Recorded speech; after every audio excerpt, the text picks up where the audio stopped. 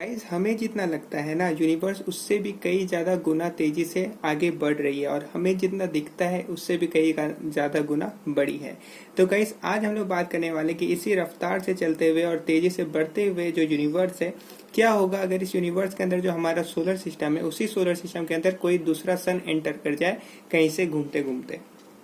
Guys सबसे पहले तो मैं आप लोगों को बता दूं कि सोलर सिस्टम जो हमें लगता है कि वो सन, मरकरी, वेनस, अर्थ, मार्स, बीच में asteroid belt, Jupiter, Saturn, Uranus, Neptune इतना है। तो गाइस हमें गलत लगता है, हमारा सोलर सिस्टम इससे भी कई गुना ज्यादा बड़ा है। गाइस इसके आगे बहुत सारे ड्वार्फ प्लैनेट, 5 ड्वार्फ प्लैनेट आते हैं, ड्वार्फ प्लैनेट बोने ग्रह आते हैं गाइस। और इसके बाद और भी बहुत कुछ आते हैं, एस्ट्रॉइड, मीटरॉइड, बहुत कुछ आते हैं। उसके बाद जाकर के एक जो फाइनल छोर होता है हमारी सोलर सिस्टम का, उसे हम लोग बोलते हैं ओट क्लाउड। गाइस ये ओट क्लाउड आईसी डेब्रिस से बना हुआ होता है और इस ओट क्लाउड का मतलब ये एक छोर, एक तरह से हमारा जो सोलर सिस्टम का जो गुरुत्वाकर्षण जितना दूर तक एक्ट करता है उसमें जो आखिरी पार्ट है वो यही ओट क्लाउड जो कि घेरा हुआ है। तो गाइस ये ओट क्लाउड इसीलिए इतना महत्वपूर्ण है ना, क्योंकि आज से करीब 70,000 साल पहले एक दूसरा सन जिसका नाम था स्कूल्स सन आया था हमारे सोलर सिस्टम की ओर और आते आते इसी आईसी डेब्रिस से मुड़ करके वापस चला गया था। अगर ये अंदर आ जाता तो शायद आज हम लोग होते ही ना। गाइस तो आज हम लोग ऐसे ही कुछ फैक्ट्स के बारे में बात करने वाले कि क्या हो अगर कोई दूसरा सन हमारे जो सोलर सिस्टम है उसके अंदर आ जाए। तो गाइस हमारे सोलर सिस्टम का एक छोर है जो कि आईसी डेब्रिस से बना हुआ है जिसका नाम है ओट क्लाउड, ये तो मैंने आपको बता दिया। और गाइस बात कुछ ऐसी है ना कि आज तक बहुत सारे एस्ट्रॉइड जो उल्का पिंड होते हैं, मीटियोराइट्स वगैरह होते हैं, बहुत सारे हमारे सोलर सिस्टम से जस्ट आखिरी छोर से होकर के निकल चुके हैं। पर गाइस आज हम लोग बात करने वाले हैं कि क्या होगा अगर कोई दूसरा सन या कोई दूसरा सोलर सिस्टम हमारे सोलर सिस्टम में एंटर हो जाए। सबसे पहले तो गाइस वो जो भी स्टार या फिर सन होगा उसका अपना खुद वजन और ग्रेविटी होगा। गाइस मैं ये बताना चाह रहा हूँ कि जो भी वो दूसरा सन होगा जो कि अंदर एंटर होगा हमारे सोलर सिस्टम के, जाहिर सी बात है कि इसका अपना कुछ ना कुछ वजन होगा, कुछ ना कुछ मास होगा और गाइस इतना कुछ ना कुछ गुरुत्वाकर्षण होगा। तो गाइस हम लोग पॉसिबिलिटीज के बारे में बात करने वाले कि अगर मानते हैं कि सन आकर के जो सेकंड सन है वो यहाँ पे रुक गया और एंटर हो गया तो दोनों पॉसिबिलिटीज में क्या गया होगा। तो गाइस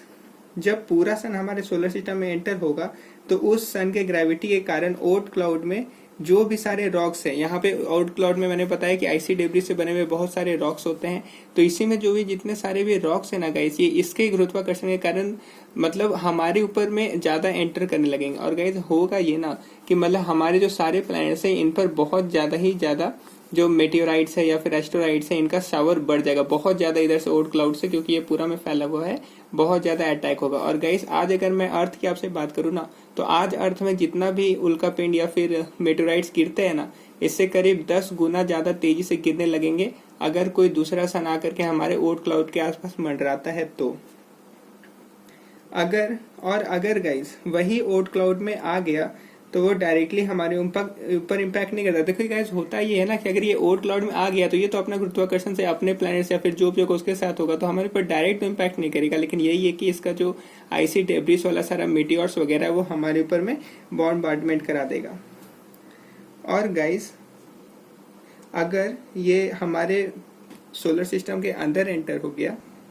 तो क्या होगा ना गाइस, जैसे कि सन मान लीजिए कि इधर से घूमता हुआ जा रहा था पर वो आते आते एंटर हो गया हमारे सोलर सिस्टम में। तो गाइस होता ये है कि कोई भी सन होता है अगर इसका मास थोड़ा सा भी ज्यादा है तो क्या होता है इसके साथ अपने बहुत सारे प्लैनेट्स होते हैं जो कि इसके गुरुत्वाकर्षण में घूमते रहते हैं। तो गाइस होगा ये ना कि इस सन के साथ अगर मान लेते हैं कि इसके बहुत सारे प्लैनेट्स हैं, इसके साथ बहुत सारे एस्ट्रॉइड मीटरॉइड ये सब हैं और ये एंटर हो गया तो ये चाहेगा कि मैं इससे कोलाइड कर जाऊं, ये दोनों आपस में कोलिजन चाहेंगे और इस कोलिजन का इम्पैक्ट होगा कि सारे के सारे प्लैनेट्स में वो अपना प्लैनेट्स घुसाना चाहेगा, जो कि एक बहुत बड़ी तबाही का संकेत हो सकता है।